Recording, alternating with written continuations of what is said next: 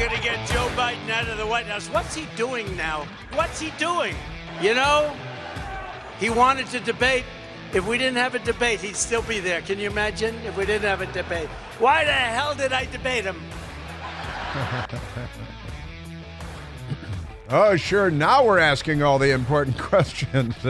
Well, Kamala, you know, I tell you, have you seen Time Magazine's got a cover story on Kamala today? They're reimagining her or repackaging her or doing something. They're always reimagining, aren't they? What does that mean? I think it's another fake word that the left is. They're going to reimagine Earth. Reimagining the United States, the fundamental transformation of the United States of America. You better learn to speak Spanish because the Democrats have a plan, and it doesn't involve Jews. If you're a Jew,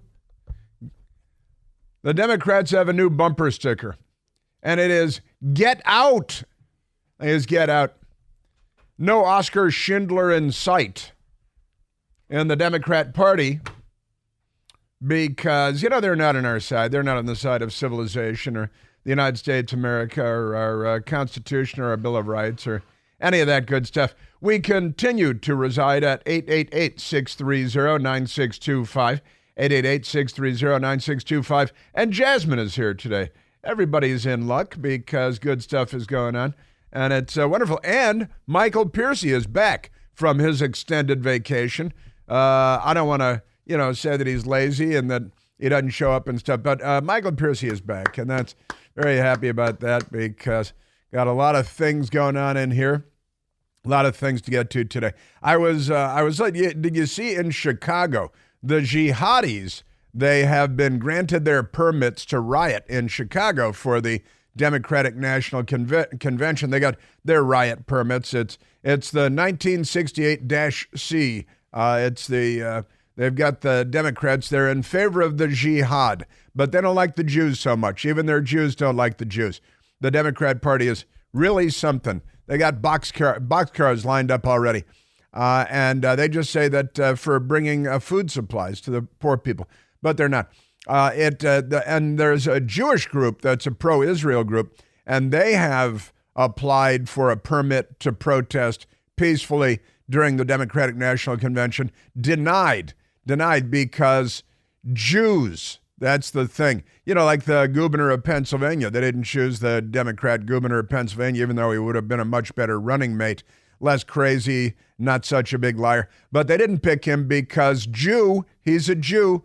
Let's play Jew, not a Jew, because turns out he's Jewish, and you can't have him because too many Democrats are anti-Semites, and the Democrat Party knows that, so they couldn't pick a Jew because of all the anti-Semites. It's a pretty amazing thing to watch. And I was listening to this story on the news today on the WMAL News Radio, and there's a school in Montgomery County, Maryland, where English is not the first language. And the Montgomery County, then the anti-Semitic, that's anti-Jewish spray paint graffiti stuff all over the school, right? And of course, we went and asked the Council on American Islamic Relations, CARE, what they thought about it. And they said, well, you know, they didn't condemn it. They just said, just a sign of the growing frustration with the genocide in Gaza. Now, Gaza, they're the genocidal ones. And CARE is a terrorist front group. It's soft jihad. It always has been. They're on the side of the jihad and not America or Western civilization. They're a danger, and we've invited them in. This is going on all over Western Europe as well. We've invited them in, and they're a corrosive tick-like infection on our culture. Council on American Islamic Relations. Yeah, and they're dismissing it. Oh, that's just because that's a symbol of the frustration with the genocide in Gaza. That's not a condemnation of the Nazi-like behavior of so many Democrats today. It's a remarkable thing to see. All right, but I just started with that because it was top of mind. Kamala Harris, it's just amazing stuff. She's got a new campaign strategy. The new campaign strategy is to lie about everything. Lie, just whatever it is. What'd you have for lunch today? I had, vegan ostrich. She just lie about everything. The new strategy, new campaign approach, lie about her. Now she's for fracking. She's for fracking. She dead set. She'd throw herself in front of an earth mover to stop fracking just a couple years ago. Now she's for fracking. She's for securing the border, even though she's been the border czar. Just don't call her the border czar because John Carl and Chunk Todd will become upset with you. She's not the border czar. It's the border czarina. Ask her again. Ask him again if she's the border czarina. That might confuse them. Now she's for a secure border. Now she's for fracking. And this is the cherry on top, or the denouement. The denouement, perhaps, if you've been watching the Olympics in France. They were in France, the Olympics, and Paris mostly. But now, you see, Kamala is for eliminating taxes on income from tips for waiters and a whole range of people that make often the lion's share of their income from tips. And President Trump has promoted fracking, and Kamala was against it. Now she's for it. President Trump secure the border. Kamala's against it. She's for banning ICE and giving free bags of drugs to illegal aliens from everywhere so they can get their business going, all that stuff. And now President Trump has been out there saying he wants to do away with taxes on tipped income. And everybody that in Nevada, you work at casinos, let's say you're a croupier, you might be a croupier, and you make money on tips, you make most of your income on tips, and there would be no taxes on that income. It's kind of hard to track because you just got to be very intrusive, or you just take everybody's word for it. But no taxes on tips for tipped income. President Trump has been all about that. And then suddenly Kamala, she was hanging out with a union, and they said, yeah, we're against taxing money on tips, just like Trump said. And suddenly Kamala, because she stands for nothing, she said, okay, I'm for that. And what was it? I'll get the union for you. It was one of the big unions that covers the casino employees and waiters and waitresses and stuff. And they said, we're against taxing tipped income. And now Kamala, because you got corrupt union leadership meeting a corrupt Democrat politician, and now the corruption loop is complete because she says, oh yeah, I'm for that. You're a lying Sacagawea. You give Sacagaweas a bad name. You really do. It's pretty amazing stuff. And I got to say, I think that, her position on fracking and securing the border and now eliminating taxes rather on tips, is that fair to say that's plagiarism? We got more plagiarism. Joe Biden had to drop out of the presidential race years ago because of his plagiarism. And now they got a new, how did she get this job anyway? Nobody really knows, but the media is good with it. The New York Times is good with it because you know how they are. Just amazing stuff. And I think it's plagiarism. I think she's a plagiarist, among other things, just because she is, stealing other people's language and works and writings and so on, but that's okay. That's just fine. Speaking of the Democrats, Hezbollah fired 30 or more rockets into Israel yesterday, because they want to kill all the Jews because they're like Hitler with his Socialist Workers' Party.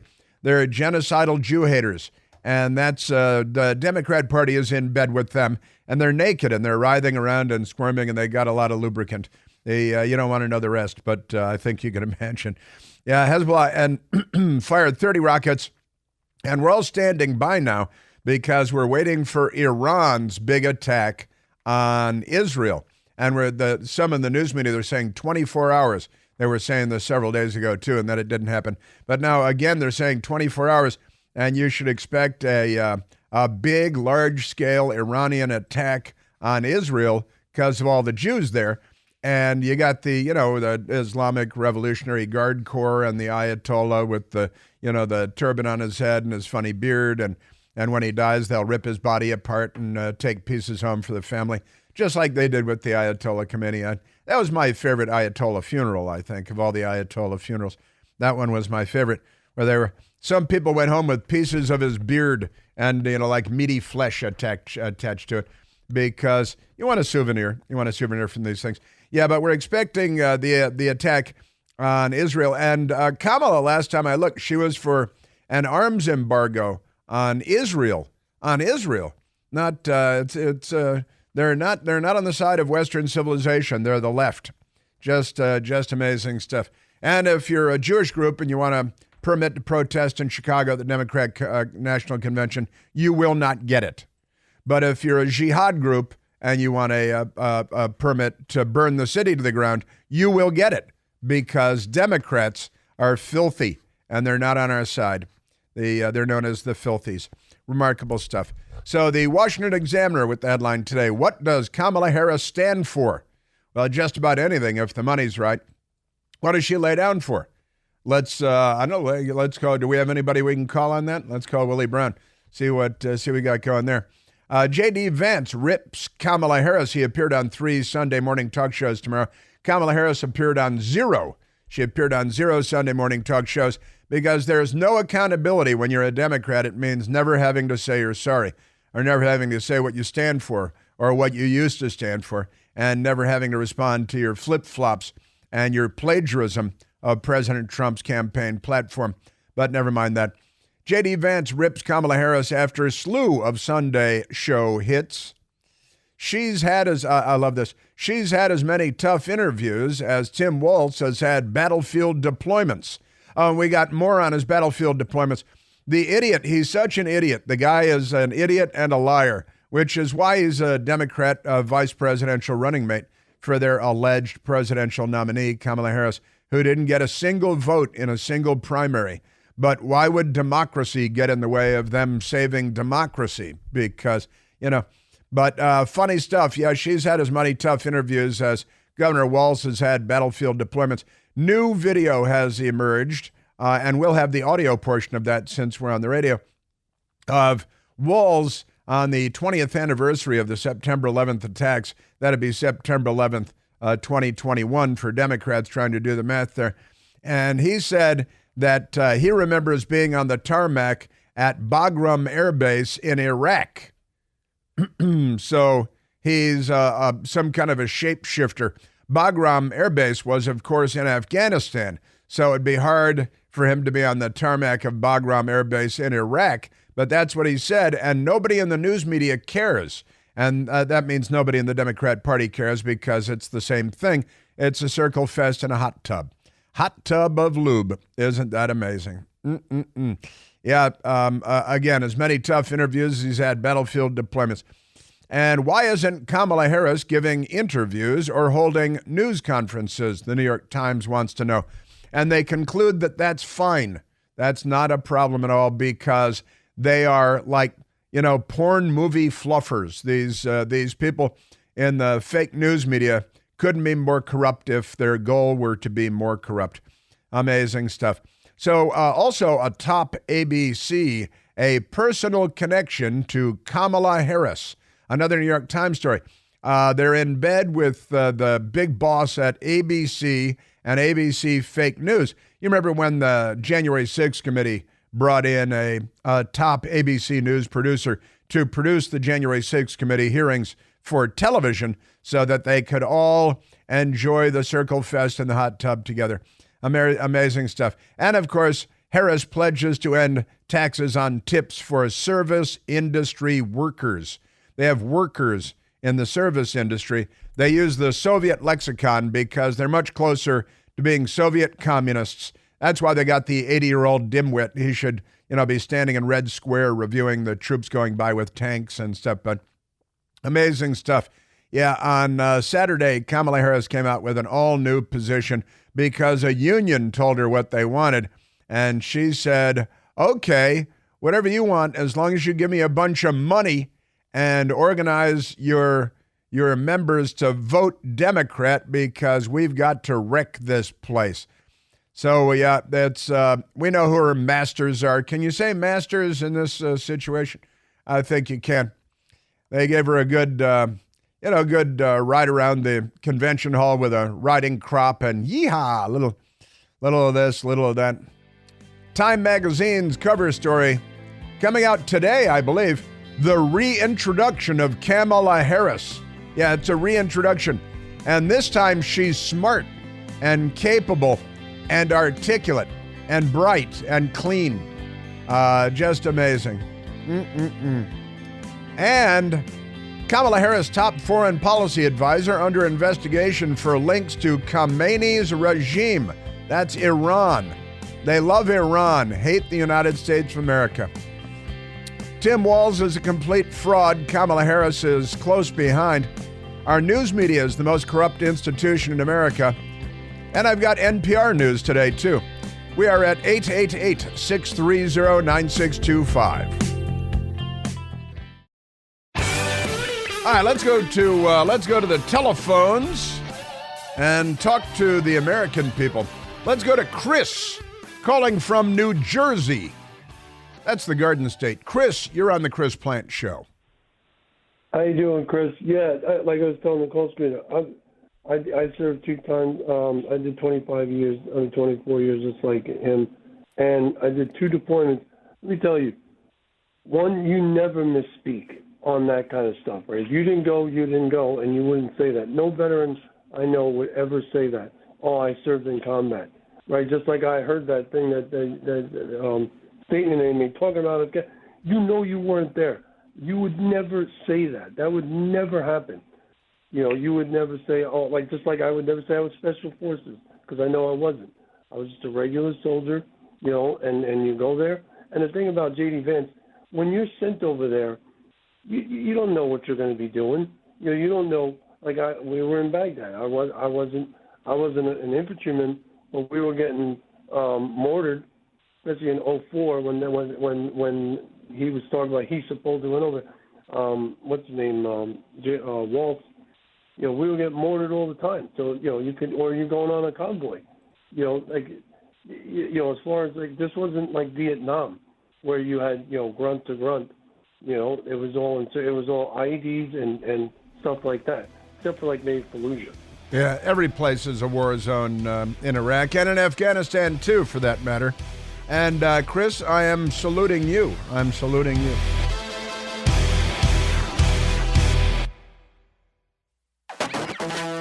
Bow, bow. Ah, yes. Politics, politics, politics. Very ugly business. It's an awful business.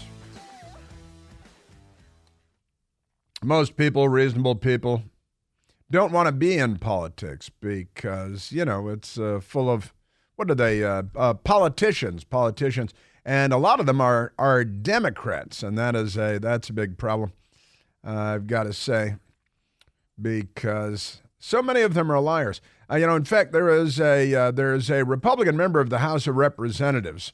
He's a Republican. His name is Tony Gonzalez. And Tony Gonzalez is from Texas. He's a member of the House of Representatives. He also served in the United States Navy. He served in the United States Navy for many years, where he was a Master Chief Petty Officer. And as a Master Chief Petty Officer, that makes him the highest ranking enlisted man in the U.S. Congress. And not Tim Walz, when Tim Walz lied about being the highest ranking enlisted, non-commissioned officer to serve in the Congress. That was a lie, because he lies all the time, just like Kamala lies all the time. And then ABC News and CNN, they lie all the time. But it is, in fact, Texas Republican Congressman Tony Gonzalez, a proud U.S. Navy veteran, who did actually deploy to Iraq and did deploy to Afghanistan, unlike Tim Walz. And as a Master Chief Petty Officer, he becomes the highest-ranking non-commissioned, the highest-ranking enlisted member of the United States military to serve in the House of Representatives, serves in the Congress. And that is a false claim. That's a false claim that was made by Tim Walz over and over again on his paperwork, on his web pages, and every place else, that he was the highest-ranking non-commissioned, that is to say, not an officer, but a non-commissioned officer in the United States military to serve in the Congress. So that's a lie. There are a lot of lies, because these guys lie all the time. They lie all the time, don't they? Yes, they do. Before we get on, because I've got a lot of audio that I look forward to sharing with you today, and it turns out there's a little bit of a trick when the lying vice presidential, we should have a nickname for him. I guess they call him Tampon Tim, because he put the tampons in the boys' rooms in the schools, figuring you never know which way Democrat boys are going these days. They might have vajayjays, and that's because they're raising boys who are not like boys used to be, and the Democrats, they're a little kinky and a little confused, and really they're screwy in the head, aren't they? So that's one of his nicknames. That happened pretty quick. Lickety-split, if you will, that happened. But maybe he needs another nickname because he lies all the time. I got this story where he gave a speech on the 20th anniversary of the attacks of September 11th, 2001. And he seemed to say that he was at a ceremony at Bagram Air Base in Iraq, and Bagram Air Base is in Afghanistan.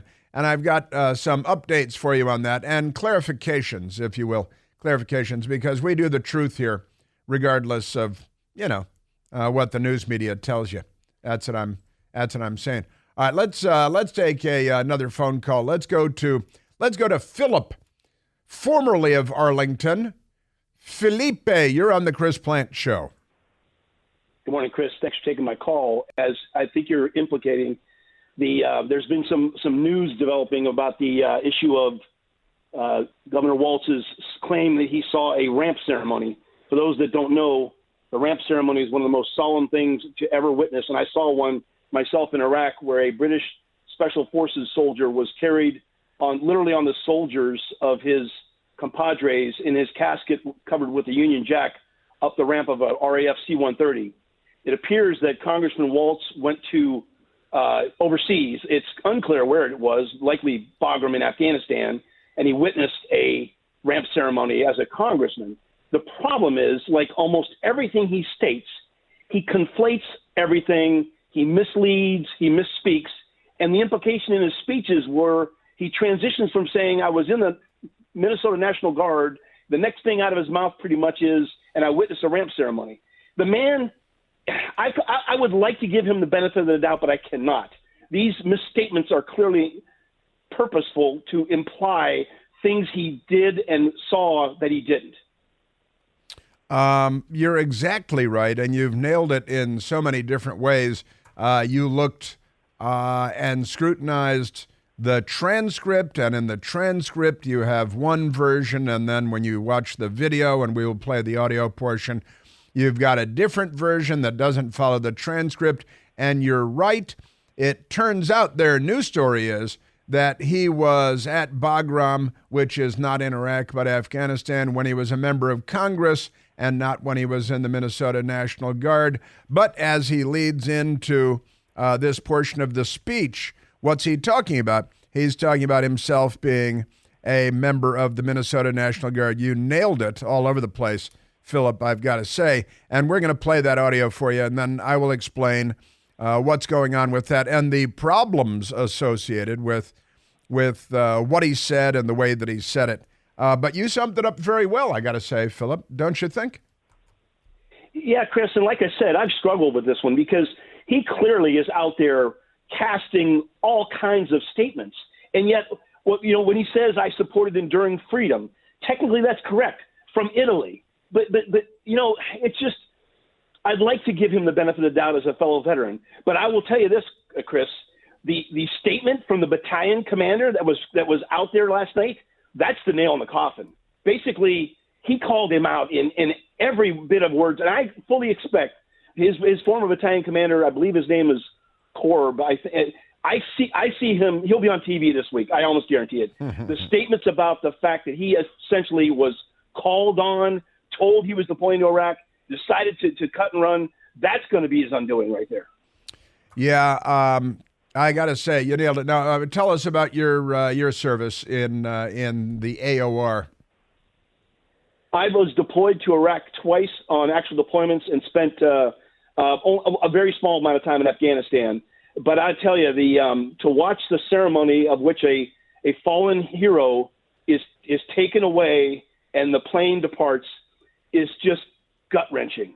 And I was honored to serve in special ops. I was honored to serve in a task force which had multiple countries involved.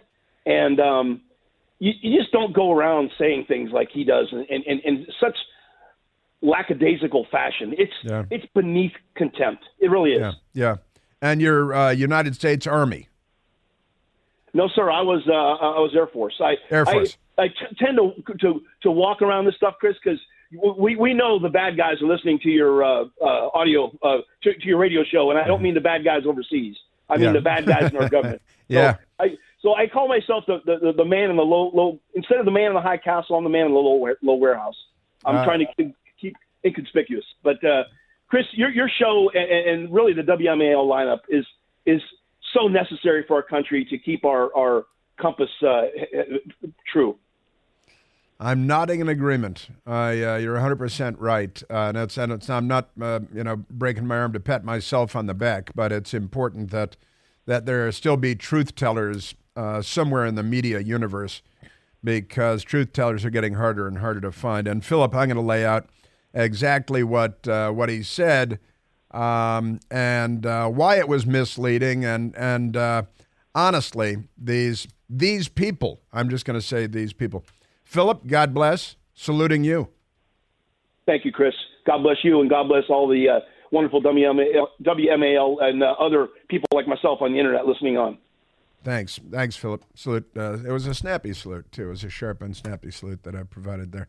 Yeah, I have the transcript of Tim Walz on the anniversary of the September 11th attacks, when he was giving a speech, and you can only conclude that he deliberately misled because of the way that it was written. And I guess I'm looking at the clock. We should probably go ahead and get to this now. Let me share first what the transcript says, because Philip was talking about this, and he's got special operations and fun stuff. The joint combined, other countries, usually Britain and almost nobody else, but that's good. They're a good ally.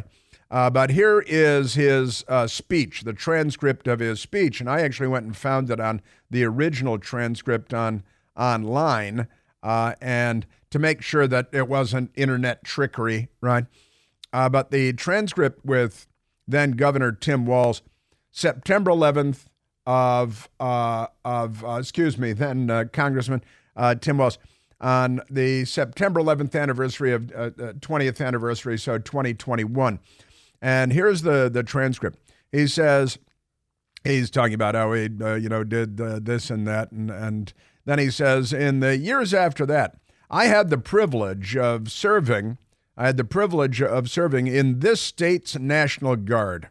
I stood one night in the dark on the tarmac at Bagram Air Base in Iraq.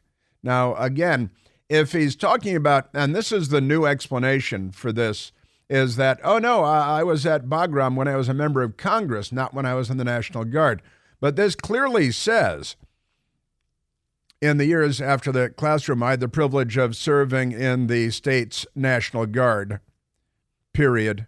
I stood one night in the dark of night, that's kind of redundant, on the tarmac at Bagram Air Base in Iraq, and watched a military ramp ceremony, a soldier's body being loaded onto a plane to be returned home. All right, now, he didn't actually read it correctly, but we have the audio for you that I want to play for you. And right here says, had the privilege of serving in the National Guard, period. No interruption, no ... no ellipsis, no nothing. I stood one night in the dark of night, as you might expect, on the tarmac at Bagram Air Base in Iraq. Now, chalk it up to the speechwriters, maybe, but here's what it actually sounded like at the time. I had the privilege of serving in this state's National Guard, and when I left, I had a 2-year-old. When I came home, I had a 3-year-old. What? But as I listened to Jill, what? And I listened to Mariah, the guilt, I came home. The guilt. And my daughter went on. I came home. The guilt, I came home. And my daughter went on. It's what? The guilt, you came home from where? because you didn't go anywhere. Came home from Washington. But this is fake storytelling. He continued. I stood one night in the dark of night on the tarmac at Bagram and watched a military ramp ceremony. And if you've seen it, which these folks, many have, unfortunately, you don't leave the same. And it makes you wonder, what are we doing? What are we trying to get to? What are we doing? What are we trying to get to? What? Maybe he meant to say get to, but that is, that's pretty peculiar stuff, I've got to say. Now, what is he talking about? The guy lies a lot, I think, and he makes stuff up, and he fudges words and phrases, and he behaves like Hillary Clinton on stage in a really peculiar way.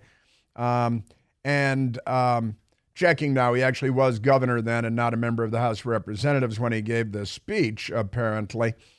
So he was the governor, and he didn't say, when I was a member of Congress, I went to Afghanistan and there was a ramp ceremony. He doesn't say that. He leads in by saying, I was a member of the Minnesota National Guard. Then he drifts off about his daughter, and he's off of the teleprompter, and then he comes back to this. And of course, we know that he's been lying about his achieved rank of Command Sergeant Major, which he wore the insignia, he wore the rank very briefly, but he didn't actually achieve the rank, and he was stripped of the temporary rank because it had not been fully achieved. This guy is not a truth teller. Not a truth teller. In fact, I'm looking right now at his Wikipedia page and still lists his rank as Command Sergeant Major of the 1st Battalion, 125th Field Artillery. And Battles Wars, his Wikipedia page says, War in Afghanistan, Operation Enduring Freedom. And that's not true. And it's right there on his wiki page. He's the Democrat running for vice president. These guys, they're so comfortable lying. They lie about so much. And they know that the New York Times and CNN are not standing in line to nail them on these things. So they say ridiculous things. And honestly, J.D. Vance was on CNN yesterday. Before we get to that, though, let's go to a little more because I played this for you last week. Let's go to soundbite number 1 because he's lied. Again, even though his Wikipedia page says he served in Afghanistan, he talks about a transfer ceremony. He's on the tarmac at Bagram, which the script that he had at least said was in Iraq, which it is not. But we'll chalk that up to his speechwriter. And he misled by leading into this line, saying he's serving in the Minnesota National Guard and at Bagram in Iraq. Absurdly, there was a dignified transfer ceremony, a ramp ceremony, and all of that is untrue to varying degrees. But if you're saying it, and as Philip was just saying, 2 deployments to Iraq, as Philip was just saying, if you're an actual combat vet, when these words come out of your mouth, you know what's true and what's not. It's something that people protect, the truth. And you don't brag and you don't overstate. One of the traits and characteristics of being an American has always been that you're humble and modest. And the cooler you are, the more accomplished you are, the more humble and modest you should be. It's our style as Americans. So here he is, Tim Walz, lying about carrying weapons in war, and he's talking about what he called assault rifles, like an AR-15 rifle. I've been voting for common sense legislation that protects the Second Amendment, but we can do background checks. We can do CDC research. We can make sure we don't have reciprocal carry among states, and we can make sure that those weapons of war that I carried in war is the only place where those weapons are at. Woo! Yeah, I'm sorry. What a crock of hooey. Well, we do have a background check. And he wants to stop reciprocal if you've got a concealed carry in one state. He wants to make sure that no other state respects that concealed carry permit because he's a fascist. He's a communist Chinese loving. He goes there to give back massages. We learned 30 trips and usually involving, once again, heavy lubricant. A lot of lubricants involved in being a Democrat these days. Yeah, these weapons of war that he carried in war. Yeah, which war was that? Downtown Minneapolis? When Minneapolis fell to the violent mobs of leftist, racist, communist, Black Lives Matter. Because St. George of fentanyl died of heart failure while resisting arrest and became an instant hero of the Democrat Party. See the documentary film online, Minneapolis Has Fallen. Tell you everything you need to know about the George Floyd lie. Just another giant lie by the Democrat Party. But at least they got the police officer involved thrown in prison for decades and stabbed 22 times while in prison because Democrats. The guilt. I came home and my daughter went on. That's not true for some. They can't do that.